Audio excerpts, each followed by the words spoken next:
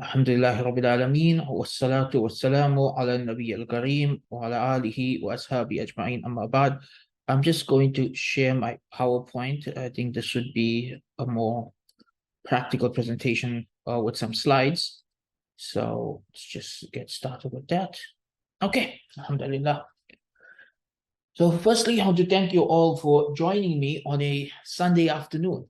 Right? It's for many of us, this is our family time. This is our resting time. It's the only time of the week where many people get a break from life and from stress of work.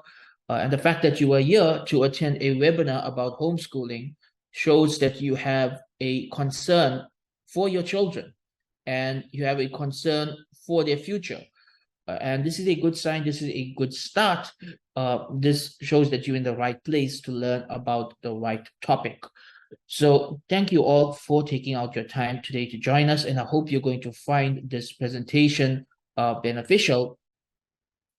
And of course, before we begin, we make dua for our brothers and sisters in Palestine, that Allah eases their suffering and grants them victory and makes a way out for them soon. That is on the top of all of our minds. That is our number one concern at the moment. But nonetheless, we have to also focus on our education of our children, because as you will see from this presentation, our children are the future.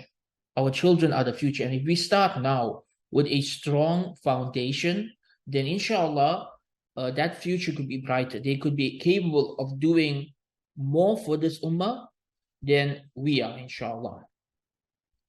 So today's presentation is called Raising Pious Muslims, 10 Compelling Reasons for Islamic Homeschooling.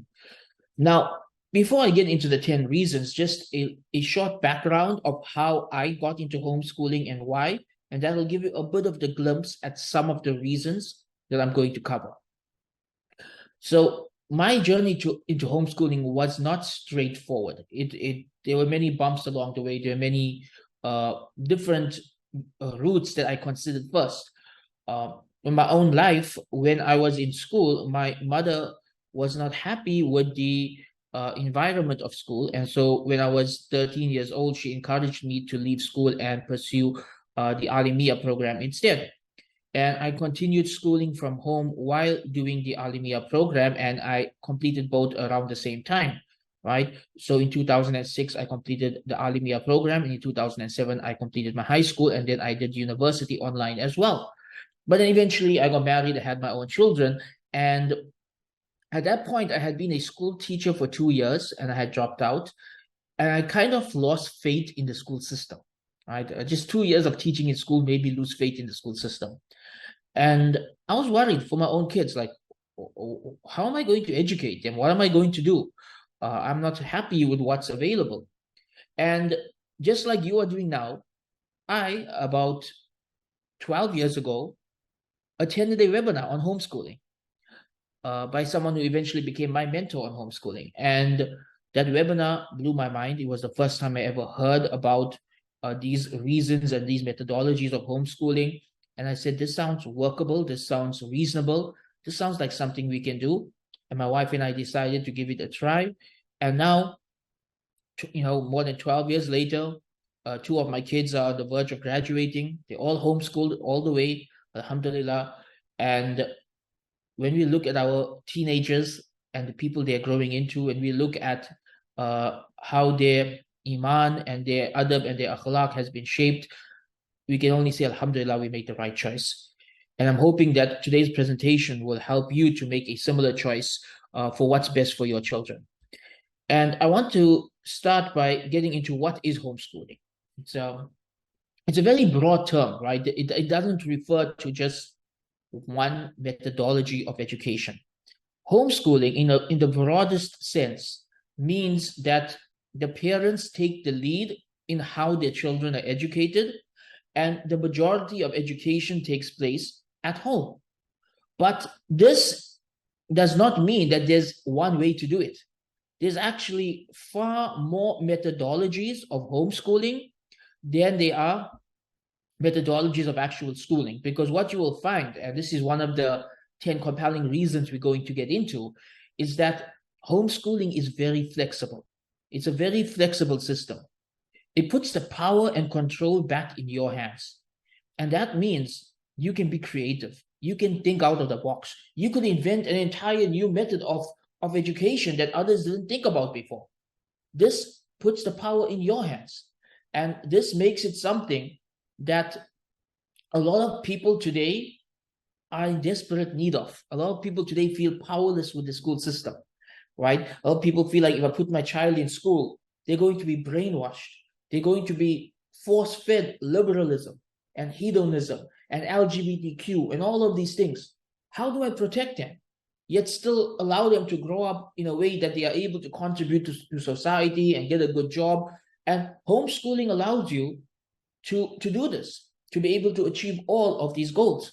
So there are many different methods of homeschooling, right? The most common is school at home, that you essentially replicate the school system and the school curriculum, and you do it at home. And this is what most parents do, that they will have a room in their house that's dedicated to be the school, and they will have dedicated hours, and they'll do math and English and science and Arabic, and they will have it like a school system at home with mom and dad as the teachers. Those who can afford it, they may go into private tuition, where you will hire someone to come home and teach your children, right? This is the classical way of the kings of the past. When you study the lives of royalty, you'll find that they never went to school. They'd have private tutors come home and teach them whatever they needed to learn in order to become the next great leader. So private tuition is another method of homeschooling. I know some families where instead of sending their children to school, they would hire someone whose full-time job is just to teach their children, to come to their home and teach their children. Now we have online schooling, right? Which is what my older children are doing at the moment, which is there are Islamic online schools that you can enroll in, where your child can be at home all the time, but they can study through the internet. They can take the exams on the internet. They can graduate in the regular way. These are registered schools, accredited schools with proper examinations and certificates, but they don't ever have to leave the home. They can do everything while at home. So one of the things I'm going to explain a bit later is that when it comes to homeschooling, you don't have to stick to one system for life. You can always change up whenever you feel something's not working, or if you feel like your children are in a different phase of life and they need to try something different, right? So I've tried many of these different approaches at different points in my children's life. Another type of homeschooling is self-directed learning, where the children initiate. They decide what subjects they're interested in, what careers they want to take, what they want to pursue, and they choose their subjects accordingly and they study accordingly. So these are different methodologies. And of course, cottage schools also count as homeschooling. And what this is, for example, just say you have a neighborhood in which there's like 5 families that want to homeschool, but the parents are busy. One of them has the time, so all the kids go to that house, and that parent, she homeschools everyone's kids. So this becomes like a little school at home, right? Where about 5 or 6 kids from different families study together. So this is another type of homeschooling. I've seen this in some Muslim countries where the Muslims who have migrated from the West into a Muslim country. If the kids don't know the local language, it's easier for them to form cottage schools so that children can study in English, right? So the main point I wanted to get out of this slide is, number one, there's no singular definition of homeschooling, aside from the fact that the parents are in control and the bulk of the education takes place at home. Beyond that, there are many different methodologies to explore and to try. So if you are someone who feels that school is a waste of time, school is a brainwashing facility, school is taking your children away from you, right? School is breeding atheism and hedonism and zina and all of this, and you're looking for alternatives, homeschooling doesn't just open the door to one alternative. It opens the doors to many alternatives. And this is where the true value of homeschooling lies, that you now have the freedom to decide and to realize that, hold on, there's more than one way to do things. I'm not limited in my choices. There are many choices. And Allah has given us control to be able to make these choices. Now, a point to note before we jump into today's main topic, note that there are legalities around homeschooling. Different countries and different states have their own rules on what's allowed and what's not allowed. There are some countries where homeschooling is completely illegal. So please ensure that before you embark on this journey, that you do your research.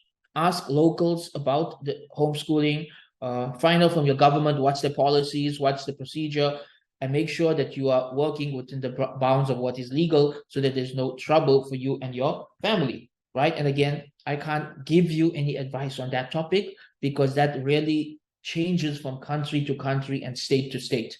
So please do that research before jumping into homeschooling. Okay, so our main topic today, I want to share with you 10 reasons why I believe homeschooling is the future and why I believe that with our current list of options, homeschooling is the best option for Muslims, right? And I want to make a couple of disclaimers first. Disclaimer number one, homeschooling is not easy. Homeschooling is not easy. In fact, I feel it's probably the hardest thing I've ever done in my life. It requires a lot of time, a lot of patience. You're going to have to learn a lot. You're going to have to be around the kids all the time. It is not easy, but it's an investment. It is hands-on parenting. It is something that you're only going to see the benefits of 10, 20, 30 years down the line. So you have to be prepared for the fact that this is not easy. Anything worth doing is not easy, and that includes homeschooling. Disclaimer number two, not everybody can homeschool. Not everybody can homeschool, right? Some don't have the time, some don't have the skills, some are living in countries where it's not legal. So this isn't for everyone. It's not a one-size-fits-all solution. It's the best option for those who are able to do it. But if you're not able to do it, you should go to the second best option, right? Number three, when we talk about the benefits of homeschooling, we are not demeaning or putting down Islamic schools at all. No, rather, I believe that Islamic schools are the second best option, right? Islamic schools are the second best option after homeschooling, which means that if you are unable to homeschool, the best thing you can do is put your child in an Islamic school. And also Islamic schools are of different levels in terms of the quality of teachers, who the board of directors are, how much emphasis they put on the Islamic studies, what their budget is. So some Islamic schools are better than others, and some of them may even be better than homeschooling, right? Again, that depends where you live and what options are available to you. So I'm not talking about homeschooling versus Islamic school. I don't want to put these two against each other. Rather, these are two separate solutions for the same problem. Rather, we are looking at homeschooling versus putting your children into an un-Islamic environment to study. Sending your 6-year-old, your 5-year-old, your 7-year-old to a public school or a private school where it is essentially the kuffar who are educating them, and where they're learning about LGBTQ, and they're learning about the freedom to commit zina, and they're learning about atheism and how religion is backwards, and they are not equipped yet to deal with this. They are too young, their minds are not formed yet, they are not ready to handle this, right? So this is what we are talking about, that if your option is public school or homeschooling, then you need to figure out a way to do homeschooling, because this is what is best for your children, to such an extent that some of my teachers said that if you are living in a non-Muslim country, some of them actually believe that it's haram to send your children to a public school. In fact, some of them call it spiritual suicide. Right now, I don't agree with the fatwa. I don't believe it's haram, but I understand the logic. I understand the logic, right? That it's spiritual suicide. You're killing your child's iman by dumping a 6-year-old into an environment of kufr for 13 years, where the kuffar have more say in what your child learns than you do. You are essentially killing their iman. You are sending them into a battlefield before they are armed and ready to fight. That's what you are doing when you put a 5, 6, or 7-year-old into a public school environment. So, why should you homeschool? Let's go to 10 reasons, and we have about 25 minutes. That should be enough time to go through our 10 reasons. Reason number 1, to fulfill the amana of parenting. Now, I want every parent to listen to this point carefully. Parenting in Islam is an amana. It is a trust. Allah will ask you on the day of judgment about how you raised your children. Allah subhanahu wa ta'ala will ask you on the day of judgment about how you raised your children, about how you educated your children. Now, once they grow up and they make their own choices, you are not responsible for that. But you are responsible for everything you did to that point. So, as a Muslim parent, you need to think about what is the best way that I can fulfill the trust of parenting. And I don't think it's putting your child into a public school. Yeah, you could send them to an Islamic school. That's one way to fulfill the amana of parenting. You could put them into afternoon Islamic classes. You could send them to school in the daytime and teach them Islam yourself in the afternoons. But I personally believe the best way to know that you 100% gave it your all, that you went all in with parenting, is to homeschool. Because when you homeschool, you are now the primary teacher. You are now the one who is shaping the worldview, and we'll get to that in point number 2. You are the one who knows the child's weaknesses, who knows the child's strengths, who knows who their friends are, who knows what direction their life is heading in. Your children are not strangers in your home. You know them and they know you. And you now have an opportunity to do the best job you can at parenting. And once your children grow up and leave the home, your job is done. But while they are with you, you want to do the best job possible. So the question every parent has to ask themselves is, what is the best way for me to fulfill the trust of parenting, which is the trust of tarbiyah, of raising my children properly? And for many of us, the answer will be to homeschool. Yes, for some people, there'll be other answers, but for many of us, this is the best way forward. Number 2, to shape their worldview. When your child goes to school and they spend 13 years of their life in that school is shaping the way they think. That school is shaping their mind to think in terms of hedonism, in terms of hyper-individualism, in terms of liberalism, in terms of feminism, in terms of pro-LGBTQ. And then one day, when you tell your child this is haram, they're like, how can it be haram? You know, everyone's doing it. How can it be haram? The school said that these people are oppressed. Now there's a clash. You have a completely different worldview from your children. Why? Because you took a sponge and you put it in that school for 13 years and expected it not to absorb everything around it. While they are in the school, understand that schools do not just teach English and maths and science. No, anyone can teach those things. You can teach a thing. That's the point of homeschooling.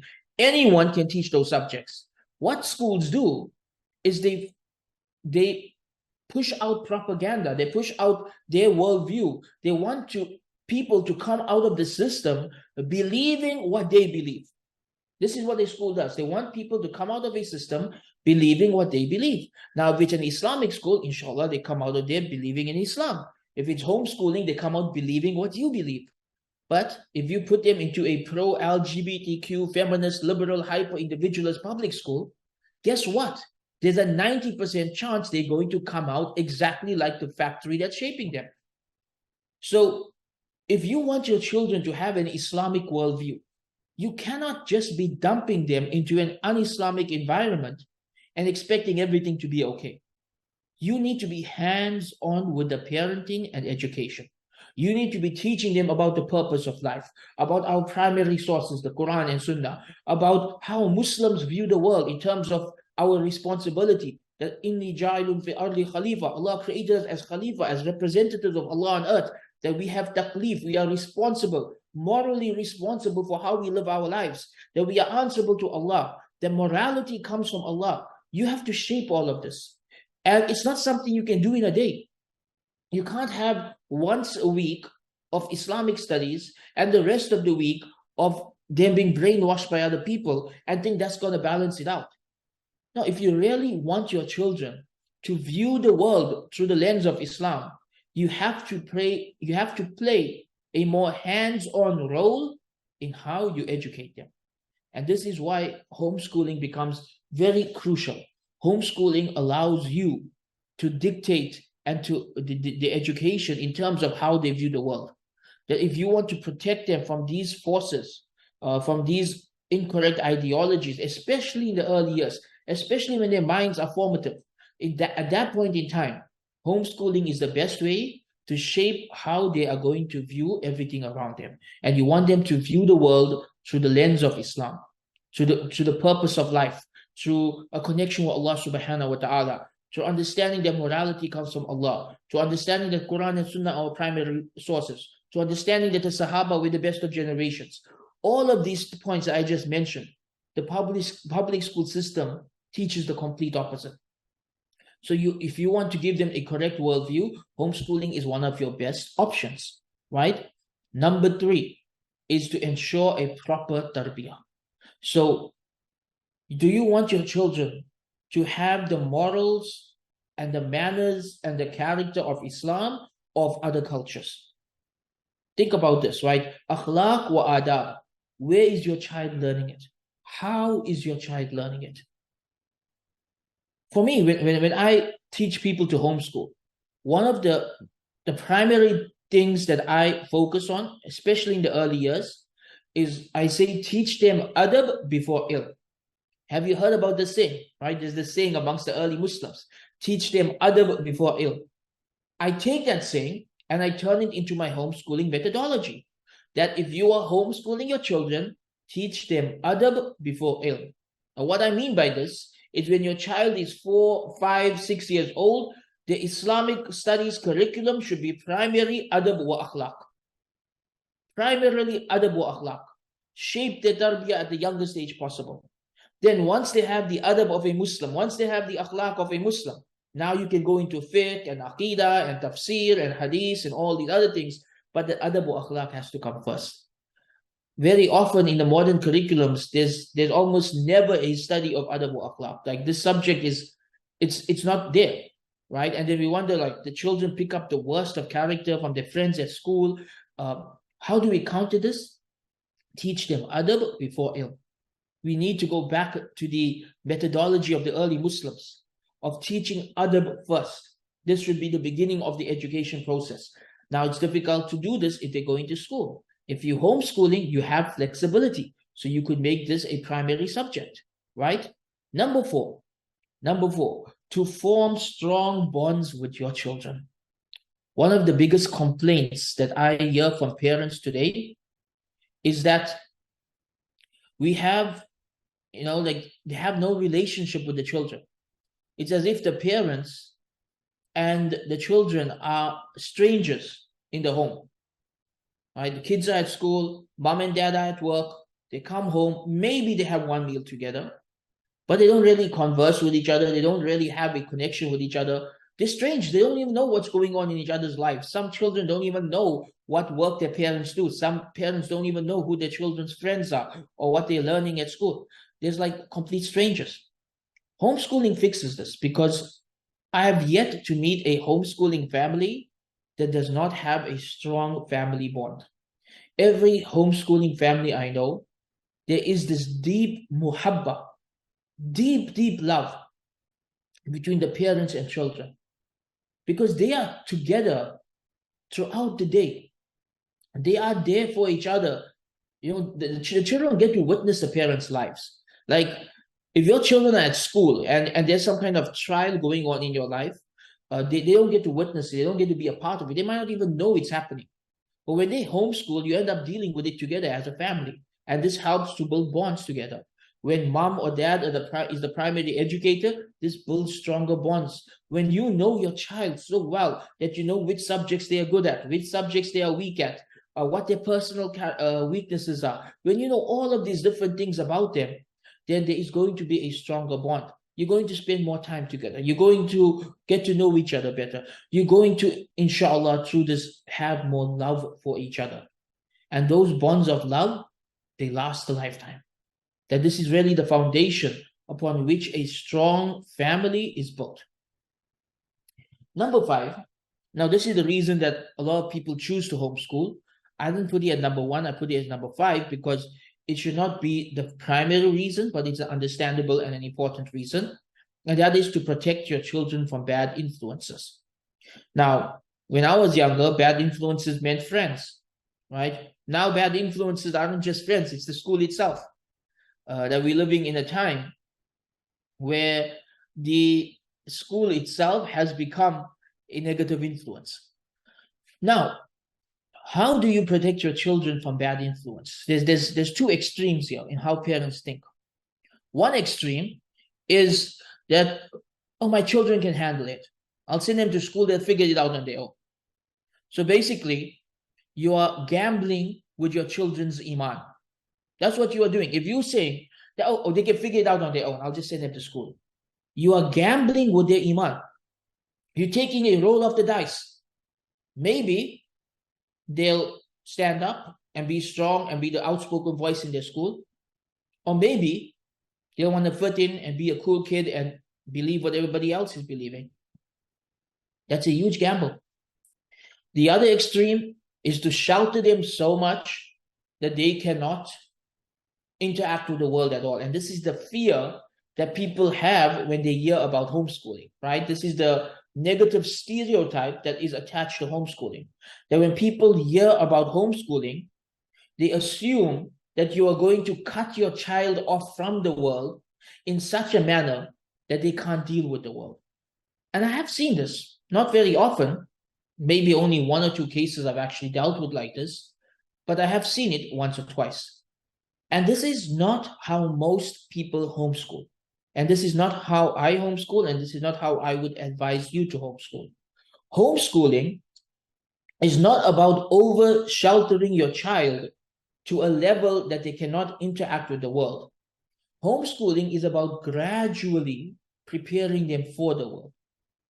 So the idea that your 6-year-old is ready to handle all of the propaganda from atheists and LGBTQ and the sexual revolution and feminism, the idea that your 6-year-old is ready to handle all of that is ridiculous.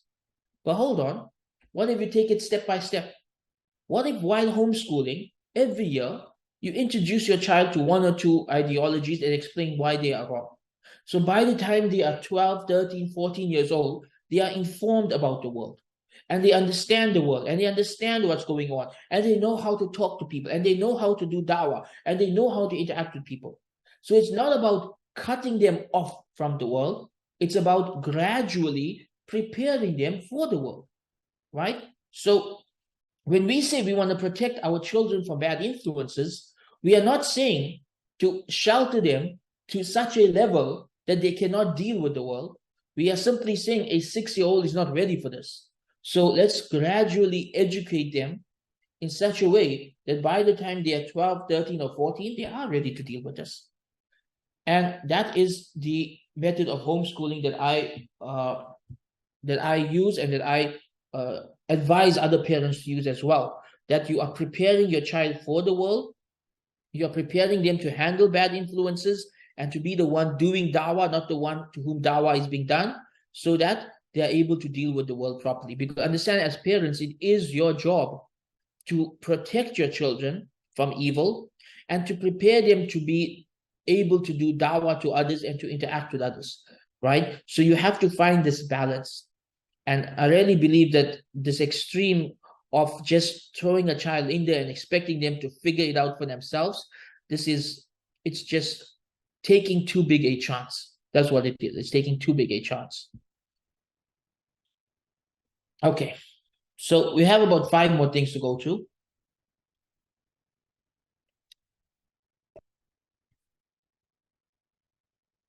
Linked to the topic of protecting them from bad influences is the importance of preparing them for the real world. And homeschooling allows you to prepare your child for the world in ways that school does not.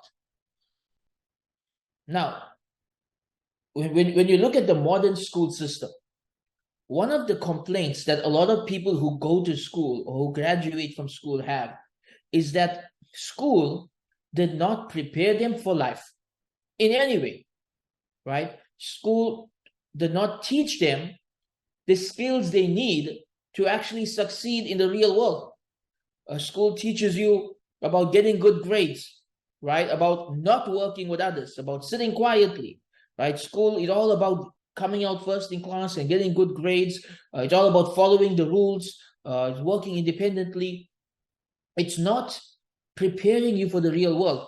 So someone graduates from school and suddenly they need to pay rent, they need to pay taxes, they need to find a job, they need to be responsible for their lives and for other people's lives. And many people feel overwhelmed. And that's why nowadays we have problems like the man-child problem. We have problems like people have to go for adulting classes because they don't know how to be an adult, because school didn't prepare them for life.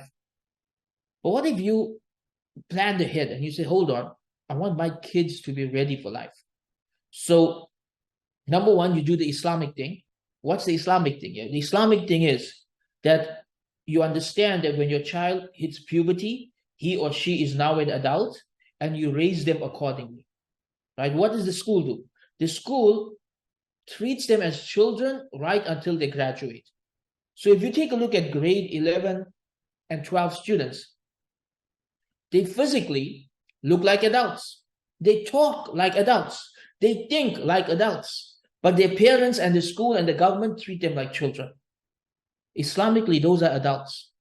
But they are now confused because their body is telling them they are adults, but the school is telling them that they are children. And this creates a very unhealthy environment.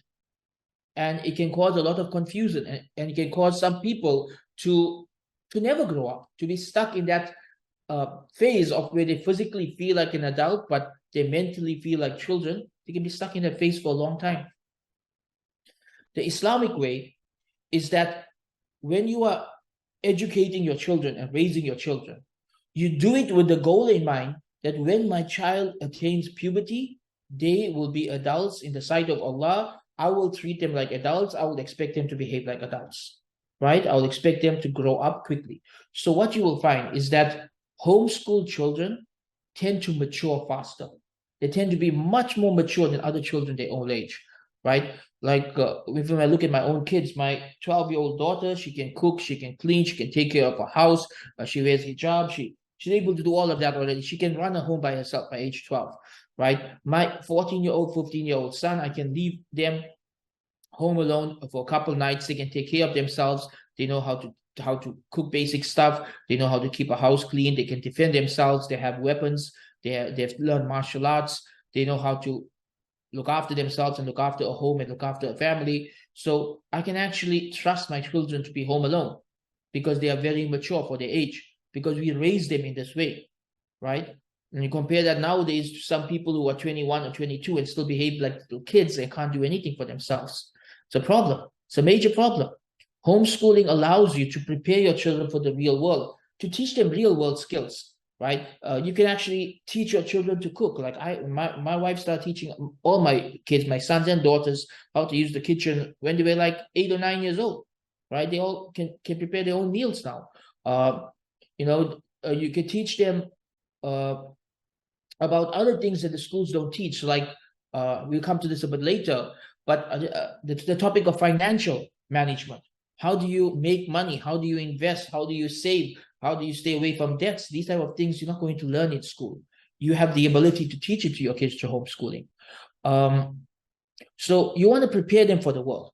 And when it comes to the bad influences, you want to prepare your children to have a strong knowledge of Islam, a strong practice of Islam, and you want them to have a da'i-like mindset, that they are doing dawah to others, right? Instead of being because remember, in this world, if you are not doing dawah to others, they are doing dawah to you. If you are not calling people towards righteousness, they may be pulling you towards sin. So you want to raise them to be du'at. You also want to raise them to be responsible and mature. And you also want to raise them to be able to work hard and to earn well. So homeschooling allows you to do this. And to do this, number 7, homeschooling lets you have a balanced approach to education.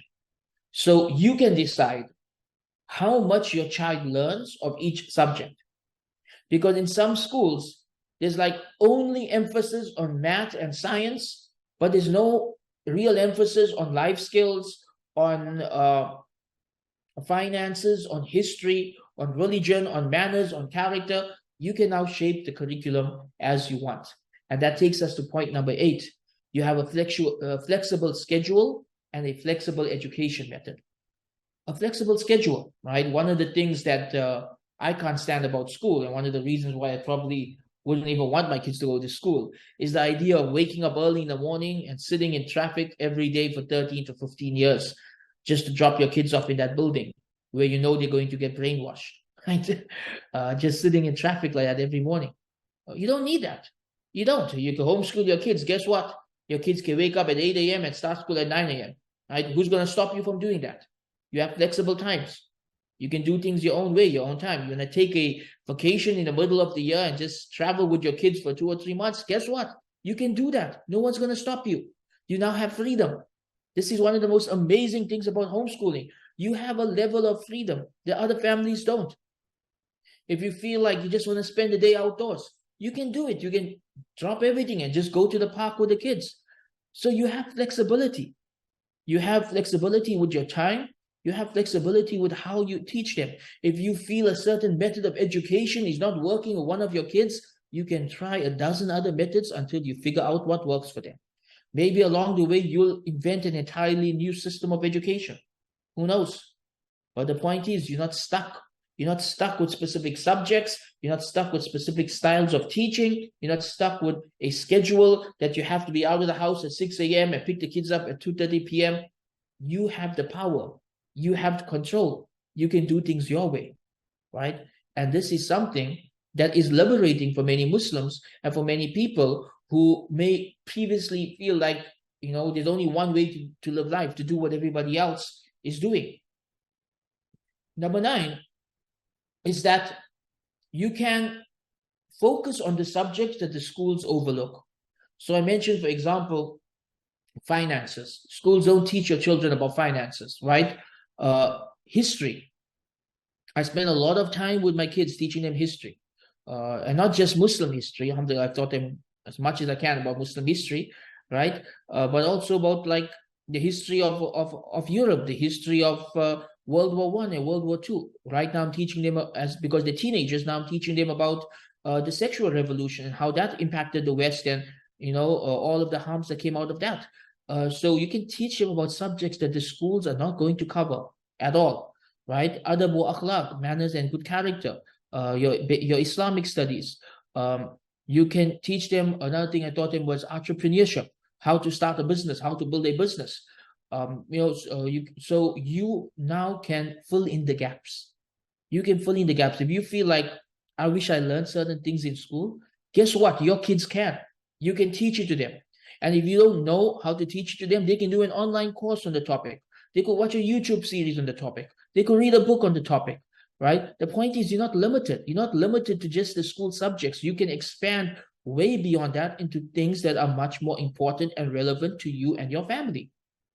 And this, to me, is like the most important benefit that I got out of homeschooling, that my kids were not limited in what they learned, that they were able to learn things at a young age that others could not, right? And so at a very young age, my kids learned how to invest and how to save and how to build up money and how to start a business. And they also learned Islamic history, and they also learned about the history of the modern world, and they learned how to do dawah and all of these things that they're not going to learn in school. They were able to learn it because we were in control of our time and our education method and our subjects. Finally, a reason for Muslims to homeschool is to produce leaders for the next generation. I want you to think about this, right? If we want the next generation to be better than us, if we want them to be leaders of the righteous, right? If we want them to be people who do things differently, We are not going to get that result by doing what everybody else does. If you're going to put them into the exact same system as everybody else is going through, you are going to produce a cookie cutter, copy and paste a new version of whatever everybody else is producing. There's not going to be anything different about them. Historically, whenever an amazing leader rose up amongst the Muslims, it always came from embracing a unique education method for that individual. And I'll end off with a couple stories about this, and then we'll open the floor to Q&A. For example, Umar ibn Abdul Aziz, who I've written an entire book about. He was the 8th Umayyad Khalif. He was a Umayyad prince. Why did he end up so different from the other Umayyad princes? Why was he not a rich, spoiled brat like the other Umayyad princes of that time? What made him so different, right? What made him so different was when he was a little boy, his father was the governor of Medina, and his mother made sure he was studying with the Sahaba in Medina. Because the Sahaba, some of them were still alive, like 100 years old and stuff at that time. And she made sure that he spent time with them. And when his father was appointed to become the governor of Egypt, his mother made a very tough choice. She left her son in Medina and moved to Egypt with her husband because she felt that Medina was a better education environment for her son than Egypt. And so he grew up in Medina, being raised by the Sahaba instead of his parents. So instead of growing up as royalty, instead of growing up in the palace, he grew up with the Sahaba and grew up to be a righteous person and became the greatest Khalifa of that generation, right? About his parents finding a completely unique method of education for him. We see this too with Imam Malik, Imam Ash-Shafi'i, with Imam Ahmad ibn Hanbal, Imam Bukhari. All of them have very unique stories of how they were educated. And what this shows us is that a unique education produces an extraordinary leader. But just doing what everybody else does is just going to produce what everybody else is producing. So if you are serious about raising children, we make this dua, we say, وَاجْعَلْنَا لِلْمُتَّقِينَ imama, make us the leaders of the pious. If that's the dua we make for our children, right? We're serious about that dua. Then we need to start thinking out of the box. We need to start thinking of new education methods, extraordinary education methods, new subjects, new ways of teaching these subjects, so that our children will be empowered and equipped to lead the next generation rather than just being followers and just doing what everybody else does and believing what everybody else believes. They would be the ones to lead and to do da'wah and to call towards Allah subhanahu wa ta'ala. With that, we come to the end of my presentation. I hope you all found this beneficial. And for the remainder of the time, I will take some Q&A, inshallah. So there's a few questions here. I won't be able to take all of these. Some of these aren't some of them should be answered more privately, but let's just start with this one because I actually answered this one. I'm not sure they came late, but the question, what about Islamic schools, right? What about Islamic schools? I mentioned that in my opening statements, didn't I? I said that this is not to put homeschooling against Islamic schools. But some people, if you have a good Islamic school in your community, then alhamdulillah, you can send them there. But not everybody has access to Islamic schools, and not every Islamic school is on the same level. Some don't have a good budget, some don't have good teachers, some are just Islamic in name. So you can't just put them all together, right? So I don't want to put homeschooling against Islamic school. I said this was homeschooling against public school, right? If you have a good Islamic school, alhamdulillah, there's nothing wrong with that. Okay, here's a good question. What is a good age to start homeschooling your child? What is a good age to start homeschooling your children? My response to that is when your child feels ready. When your child feels ready. Most likely at the age of 5, 6, or 7. Even if it's at 7, that's fine, right? That early phase of life between 0 and 5, where children can be carefree and just running around and playing and having fun, they're never going to get that phase of life back.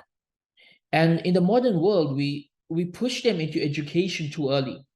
I see people dropping 3-year-olds off at school and expecting them to memorize hadiths and learn how to read. And I believe this is unnatural. Allah didn't create children to learn in this way. Until the age of 6 or 7, a child learns primarily through play. So let them play. Let them play and enjoy life at that age. Give them educational toys so they learn through the process, but let them play. Let them enjoy their lives. And then at the age of 5, 6, or 7, they'll start asking. They'll be like, "Mom, Dad, can you teach me something? I want to know how to read. I want to know how to do this." That's the age where you start with the actual formal education. But I would not recommend formal education younger than that unless you have a child who's like exceptional, right? But in general, 5, 6, or 7, or when they feel ready. Okay, Marshall, there's a lot of questions and a lot of beneficial questions. I'm not sure which order to take them in because a lot of you are asking really good questions. Okay, I'll take these two next. They're related to each other. How can working parents plan for homeschooling? So this is difficult. All right, this is difficult. I said in the beginning, not everybody can homeschool. There are ways. It depends what you're talking about here. I mean, if mom and dad are both overworked and they're both already coming home tired and stressed out and they don't have the time, to educate the children, then it's not going to work. Then it's better putting them in an Islamic school or something else, right? If you have the money, maybe hire a private tutor. So I know one family here does that. Both parents work, so mom and dad just they hire the private tutor to come home and teach their children every day, but they can afford it. Most of us can't afford a private tutor, right? It works out cheaper to send them to school. So it depends what you mean by working. When I teach this course, one of the advice that I give is that if dad is earning enough to support the family, then mom should make the sacrifice of being a stay-at-home mom and homeschooling the kids. That the best gift that a mom can give her children is her full-time time and attention. That's the best gift that she can give them. It's more valuable than any extra money that she can bring in. So if the mother is able to, and I know in some cases you can't. Some cases you are completely dependent on both incomes, especially in the current economy. Now, honestly, for some people, it's not possible to homeschool just because of economic reasons. But this is my advice. If dad is earning enough, mom should make the sacrifice of being a stay-at-home mom and focusing on homeschooling. That's the best gift that she can give her children. But if both mom and dad are working, and they both have to work and they have no choice but to work, then homeschooling might not always be possible. One way is you could give them their work and then check on it when you come home. You wouldn't be able to do that with very small kids, maybe if they're teenagers. Another way is a private tutor. Another way is to focus in the evenings or early mornings. But for many people, there is no way. For many people in that situation, they just can't do it. Okay, link to that. How do you homeschool as a single parent? It's the same, right? Same as what I mentioned before. Not everyone would be able to homeschool. And it's even harder for single parents than it is for married couples, because honestly, homeschooling requires teamwork. It requires a lot of teamwork. It's going to be much harder to do on your own, especially if you're working. If you're like a single mom who's working and you're going to homeschool, I don't think most people have the emotional capacity to do that. Most of us will just have a breakdown. Like it's going to be too much. No human's meant to take on that much, right? So you have to look at what you are able to do as an individual and know your limits. And for some people, homeschooling just isn't possible. Now, if you're someone who works from home, if you're a single mom who works from home, then yes, you could be able to manage both. If you work short hours and you still have enough time at home, then you could manage both. But if you're a single parent who's working a full-time job or 2 jobs and you're already coming home tired and exhausted, then no, there's no way you're going to manage homeschooling as well in such a situation. And like I said, it's not something everybody is able to do. I mean, Allah make things easy for us. I know it's being a single parent is not easy, right? It comes with its own challenges, and this is one of those challenges that sometimes you will not be able to do things that you want to do, like homeschooling, because it definitely requires support. They say it takes a village to raise a child. It takes a village to raise a child. Now imagine to homeschool a child. So may Allah make it easy for all of us.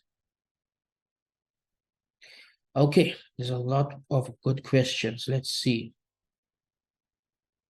Okay, here's a good one, right? In some countries, to get to college and university, you need traditional qualifications. How can we achieve this if children are homeschooled? In any country where homeschooling is legal, there are ways to get traditional qualifications through homeschooling, right? In every country where homeschooling is legal, there are ways to get your traditional qualifications through homeschooling.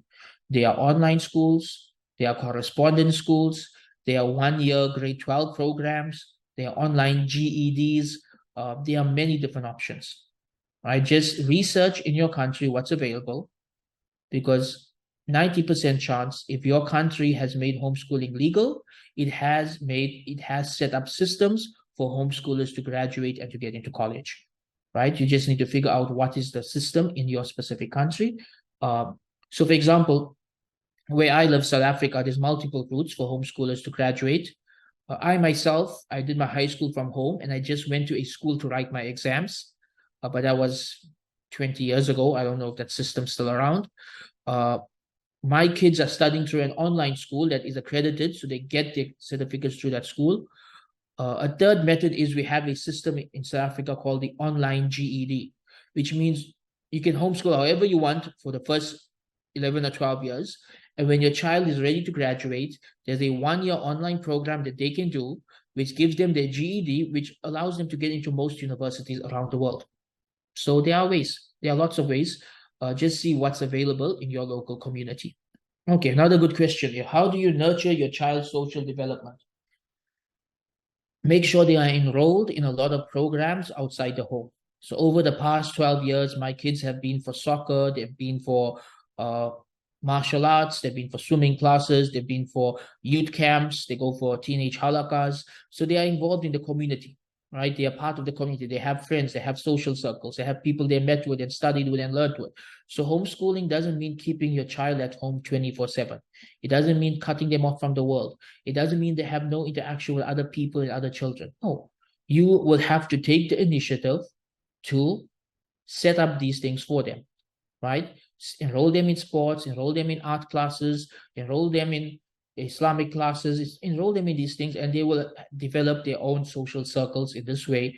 You don't have to go to school to learn how to socialize.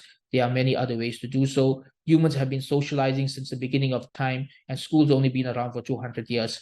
For all those other generations, they figured it out on their own, right? It's not like schools' primary purpose is to teach you how to socialize. If anything, when we're in school, our teachers shout at us and tell us, you're not here to socialize, you're here to learn. Right? That's what they tell us when we're in school. So yeah, set up these extracurricular activities for them, and they will have a healthy social circle while being homeschooled. Okay, Masha, there's a lot of good questions. How much time do we have? I might go a bit over time because there's a lot of good questions. I hope that's fine with the organizers. Okay. How does homeschooling become beneficial to the child if parents do not have the level of education to teach? So I didn't mention this. Another benefit of homeschooling is that you grow through the process. You learn through the process. You become a better person through the process. And what you will find is that teaching a child for the first 5 or 6 or 7 years of homeschooling is easy, right? Really, the first 5, 6, 7 years is easy. After that, you have online schools, you have private tutors, you have YouTube videos, you have online courses. There are many ways to supplement your own level of learning. If you are teaching your child and you come across a module of science or maths that you don't understand, guess what? You and your kids can watch a YouTube video about it and learn about it together. You could do an online course about it and learn about it together. So it becomes an enriching experience for you. You gain knowledge through this. You bond with your children by studying together and learning together. And As Muslims, we should be continuously growing in knowledge. So we shouldn't use our lack of knowledge as a reason not to get involved. Rather, we should use this as a way for us to learn and grow with our children, right? Think of this as an intellectual journey for yourself, that you and your children are going to learn about the deen and the world together. You're going to teach them whatever you know. And whenever you come across something that you don't understand, you can learn about it together. And we live in a time with these resources for everything. Almost anything you don't understand, there's some uncle on YouTube who explains it. That's the world we live in. So don't be worried about this. There's many ways around this. Okay, any resources to prepare parents for homeschooling? That's what our upcoming course is, right? Balagh Academy has a course starting soon on homeschooling mastery to teach you how to homeschool. I also have a course on this topic on my website, IslamicSelfHelp.com, called How to Homeschool Like a Pro. I have a book on this topic called Homeschooling 101. And there are many other resources out there as well. There's a lot of good resources on homeschooling. Many, many books have been written on this topic, many online courses, many video series. It's really becoming quite big all around the world, not just amongst Muslims, even amongst non-Muslims, even amongst the elite of the non-Muslims. People are beginning to realize that the school system is broken, it's outdated, it's not working, and many people are looking for solutions. And homeschooling, honestly, when I started homeschooling, it wasn't popular at all. People thought I was crazy. And now all those same people come to me for advice for homeschooling. Like, the world's changed a lot in the past decade. It has changed a lot.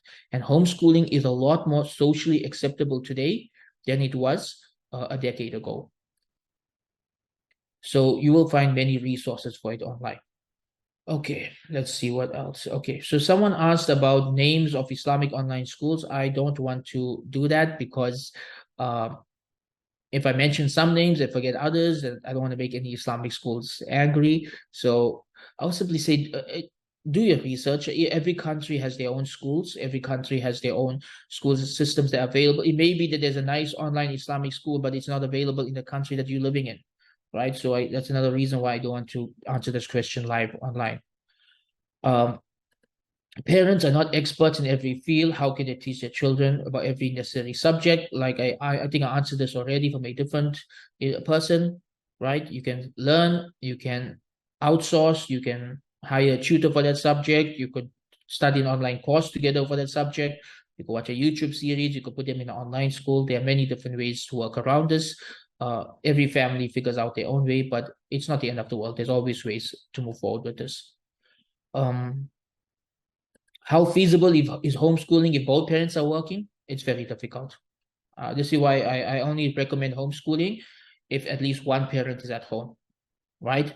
If mom is a stay-at-home mom, or she's working from home, or if dad's working from home, if there's some way for someone to be at home, focus on the kids, then that's the best way to homeschool. But if both mom and dad are working and they're both stressed out and they're both tired, then I don't see homeschooling being feasible for that family. Okay, I'm just going to take 2 more questions and then we're done.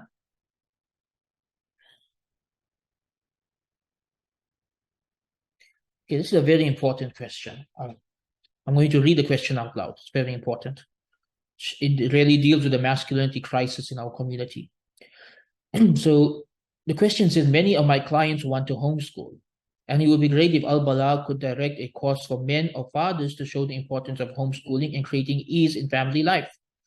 All the men in Scotland push their wives to work and constantly push to look after family, that they are all exhausted. The role of men is diminishing here in relationships, but you attend mosque lectures, all they discuss is the rights of the husband.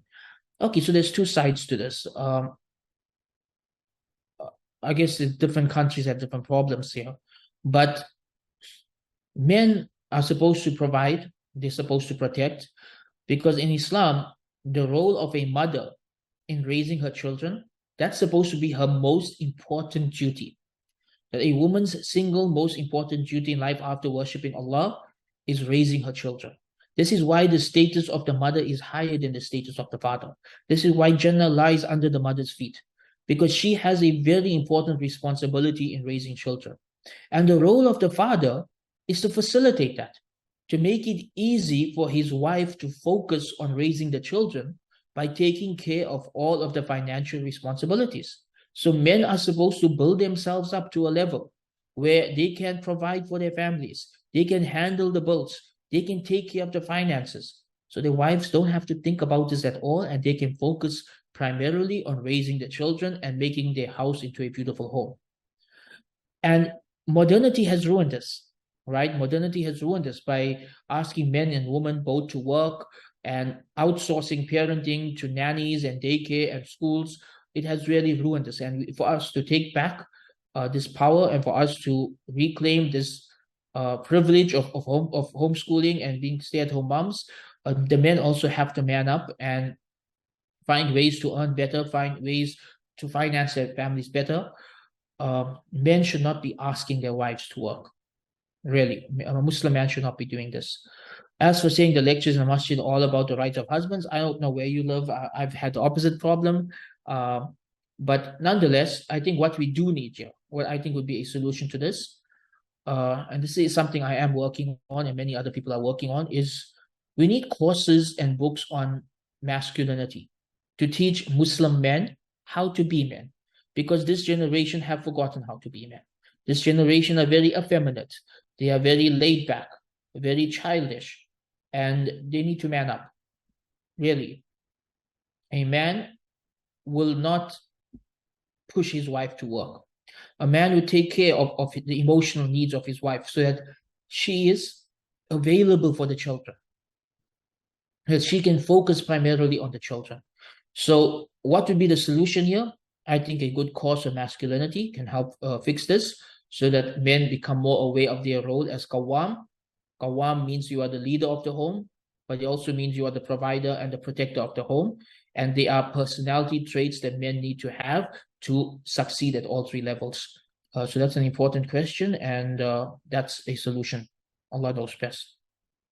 Will the child be missing in some practical subjects in school at a high school, for example, chemistry practical? I mean, that's something you can emulate at home. There's different ways to do that. I know some communities, one family would set up like a lab at home, and other families would send their children there to study. Others would just buy experiment kits and do things at home. Either do things in the garden. It's not necessary that you have to completely miss out. Many of these things, you can just order them on Amazon and have the whole thing delivered to your house, and you can set up these things in a room in your home or in your garden, and then you don't end up missing out, right? So there are ways to work around this. Okay, last question, because we are gone over time. Let's see, which is the most important question here. There are a lot of good questions. I feel bad to leave everyone's questions, but okay, there's a question I get asked all the time. Is there any kind of curriculum or syllabus to follow for homeschooling? Sadly, I would say no. There's no specific curriculum that I would suggest, simply because every curriculum has their pros and cons. Every curriculum is good at something, and in other areas it can be better. As for adab or akhlaq, there are many books available depending on your child's level. So if you go online, you will find there are books on Islamic manners for like 5, 6-year-olds. There are like coloring books on rhymes, or they're written in very simple and fun ways. Those are excellent ways to teach adab and akhlaq at that age. When they get older, the book I like to teach them when they are teenagers, and I actually teach this to my community, my local halaqah as well, is Imam Bukhari's Al-Adab Al-Mufrad, right? Imam Bukhari's Book of Manners. So most people know about Imam Bukhari's Sahih. That's his most famous book. But his other hadith book is all about manners. I did say a different hadith book written by Imam Bukhari that's all about manners. And for teenagers and young adults, this is, to me, the best book to study on that topic. Another way to teach them adab and akhlaq is to teach them the seerah. Teach them the life of Rasulullah sallallahu alaihi wasallam. Teach them the lives of the Sahaba, so that these become their role models. These become the people they emulate. These are the people they learn their character and manners and iman from. And this will be an important part of your curriculum. But as for specific curriculums, like to say, do this one or that one, I can't really say that, because, you know, I myself, I mix and match. I may take a history curriculum from one school and take a Aqidah curriculum from a different school and a fiqh curriculum from another school. And now I've reached a point where I just teach them the primary text myself. I just teach my children directly from hadith books and fiqh books instead of using a curriculum, because they're older and they're able to understand the primary text. So yeah, that's the main reason why I don't follow a specific curriculum. But I do have a layout, which I do teach in this course, of what you should teach them at each age, right? I have a layout that for each age of development, what you should be teaching your child. Like from 3 to 5, you focus on adab wa akhlaq and how to speak and how to write, the basic of language and learning their numbers. And then I have like from 6 to 9, you teach them basic fiqh and aqidah and some hadiths and things like, and how to recite Quran with tajweed. And then from 10 to 12, you teach them deeper aqidah, Islamic history. You go more in depth into fiqh. And then like for teenagers, you teach them about marriage, you teach them about puberty, you teach them about the major sins, about the fiqh of business. So I do have this layout. I'm not sure if I have it available publicly anyway online. If not, I'll try to set it up later this week. But that's a general guidelines. As for specific in terms of what books you will use and what curriculums you use, I don't have that laid out anywhere. Here, we have gone over time with this, and there's a lot of important questions here. So, see, there's one question here about how do we convince your in-laws? Really, your in-laws don't have any say in how you educate your children. Hate to say that, right? But it's true. When I started homeschooling, nobody in my family supported it. Everyone thought I was mad. Really, the whole family did. My uncles, aunts, in-laws, nobody could understand what they're doing. I don't care. I'm doing what I believe is most pleasing to Allah, right? It's not their business how I raise my children. I mean, they themselves, not like all their children turned out perfect, right? So it's not like I have to do things their way. You be well-mannered, you be polite about it, but one of the things Muslims need to learn in this generation is to be assertive while maintaining family ties. So you have to be assertive about certain things. If you want to homeschool your kids and be assertive about it, but let other people know they're my kids, this is our choice, and we believe this is what is best for them. And that's that. That's the end of it. It's very important for Muslims to learn to be assertive. Otherwise, other people will bully us around and they will dictate how we live our lives. And if we do that, then we will not end up accomplishing what we need to do. Hey, with that, we come to the end of this discussion. I hope that you have all found this beneficial.